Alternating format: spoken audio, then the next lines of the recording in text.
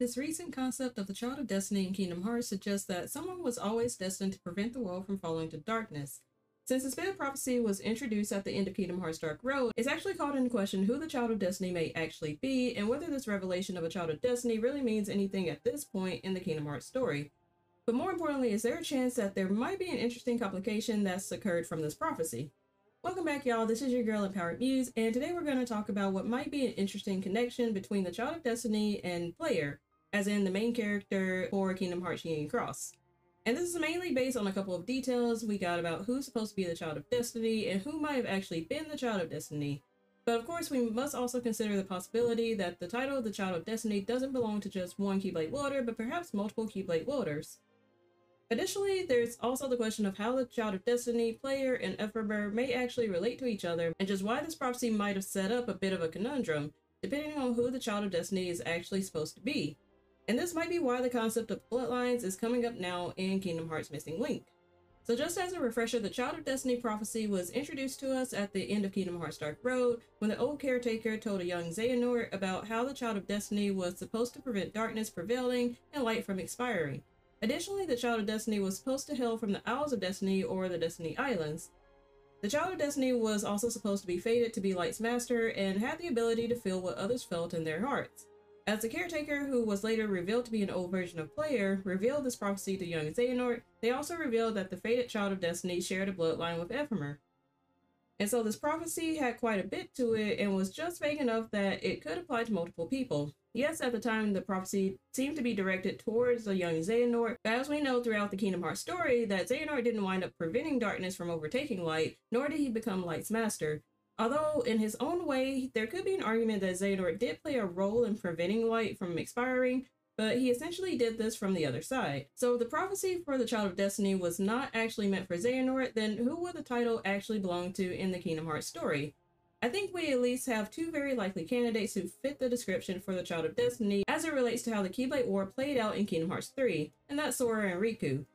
And on the surface, all evidence that we see sort of points to Sora being the Child of Destiny. However, Sora ending up being the Child of Destiny could be based on a technicality due to how Sora ended up gaining the ability to wield the Keyblade. So after Xehanort took the road to darkness, from early on it actually does look like that Riku was the one who may have been initially primed to be deemed the Child of Destiny. And this is based on when Terra first saw Riku and Sora and sensed light radiating from Riku, which is why Terra made the choice to perform the Keyblade succession ceremony with Riku. Not to mention, if we're straight up looking at Riku's appearance and comparing it to Ephemer's, Riku looks more like Ephemer with his hair and eye color, indicating that Riku may just be Ephemer's descendant. The only detail of the prophecy that Riku seems to be missing is sensing what's in the hearts of others. But whether that was based on the old player's interpretation or the actual text of the prophecy is unclear. But the main reason why Riku may have been the actual Child of Destiny is because the Kingdom Key was originally meant for him, especially since he was the one who was chosen by Terra to have the powers of the Keyblade passed on to him, and because Braveheart, his upgraded Keyblade in Kingdom Hearts 3, kind of looks like an upgraded version of the Kingdom Key as opposed to his old Keyblade, the Way to Dawn. But of course we know that because Riku also opened his heart to darkness in the first Kingdom Hearts, that the Kingdom Key ended up choosing Sora instead, as Sora reached towards Riku and possibly made contact with the light in Riku's heart. So Sora by default became the wielder of the Kingdom Key and perhaps also inherited the title of the Child of Destiny. And to Sora's credit, he does hold some unique abilities in his own right, such as the power to not only hold but also restore others' hearts within his own.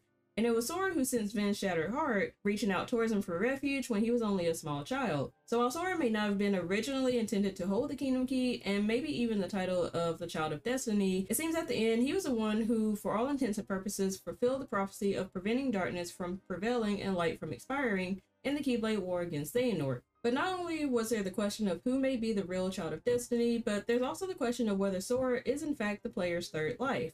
And honestly, there are so many indications that this is very well the case when we look at the timeline from player's first life up to Kingdom Hearts 1, as well as the mere fact that we are the ones who control player just like we control Sora. So I don't think it's a stretch at all to say that Sora may in fact be player's third life, especially when we consider that player's second life ended when Xehanort was a young teenager. So there's a good chance that player's third life started some years after, maybe even around the time that we see Sora as a young child and Xehanort in his 70s. So while it seems pretty clear-cut that we're supposed to see Sora as player's third life, there are a couple of very interesting inconsistencies to note here. When we see the elder player talking to a young Xehanort at the end of Dark Road, they're recalling events from both their first and second lives, and even making the distinction that they heard about the prophecy of the Child of Destiny in their second lifetime.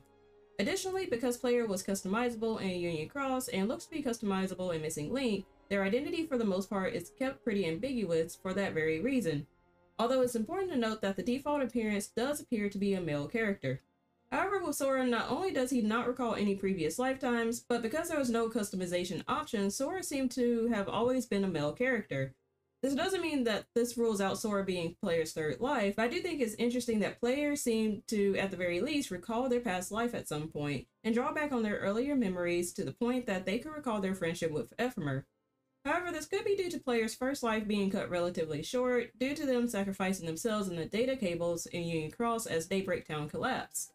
But there could be another explanation overall that links players, Sora, Riku, and even Ephemer.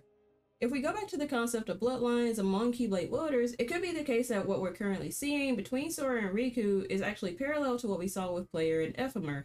So perhaps Sora's closeness to Riku actually reflects player's closeness to Ephemer if it is in fact the case that Riku is Ephemer's descendant. However, while this explains the parallels of Sora and Riku with player and Ephemer, there's still the conundrum of who could be the Child of Destiny and whether that Child of Destiny could actually be player's reincarnation. And I think the short answer to that is actually yes. Perhaps player's third life as Sora is also in fact the Child of Destiny. But then comes the question of what about the Child of Destiny being a descendant of Ephemer? I think there are a few explanations for this, but one explanation that's most likely is that Ephemer is a common ancestor of Sora, Riku, and Xehanort, but the difference in their looks are due to Ephemer having multiple children and their children having multiple children, and so Sora, Riku, and Xehanort wind up essentially being distant cousins. And while Riku and Xehanort's phenotypes tend to favor Ephemer a bit more, that doesn't mean that Sora couldn't also be distantly related to Ephemer in some way. The other most likely explanation is that, again, the elder player in their second life either misinterpreted part of the prophecy or added to it when they shared it with young Xehanort. It could be the case that the Child of Destiny actually doesn't have to be a descendant of Ephemer, but because of players' closeness and belief in Ephemer, they probably thought that the Child of Destiny would be one who was related to Ephemer. But this isn't to say the Child of Destiny wouldn't have some ties to Ephemer. I actually think that player, whose heart held Ephemer close to them, would therefore have a strong enough tie to Ephemer to be considered a Child of Destiny. When we look back at Kingdom Hearts 3, when Sora saw Ephemer when taking on the Demon Tide in the Keyblade Graveyard, this could have been a moment where Ephemer appeared because he traced the connection to player's heart, if Sora is in fact player's third life. And so this is why I think there's this pretty strong parallel of player and Ephemer and Sora and Riku. A large part of Sora and Riku's bond is that one never gives up on the other, much like how player and Ephemer always believed in each other. So it may be the case that player believed in Ephemer so much that they saw Ephemer and whoever descended from Ephemer as the one who would prevent darkness from prevailing, when it could be the case that the Child of Destiny was actually within player all along, which is also something that Ephemer himself would believe because of his bond with player. I want to hear from you, so let me know what you think about this connection between the Child of Destiny and player in the comments below. If you want to explore some more Kingdom Hearts theories, I'll be linking another Kingdom Hearts theory video here in the end screen. And as always, be sure to hit the like button and subscribe to this channel if you enjoyed this video and want to watch more Kingdom Hearts content.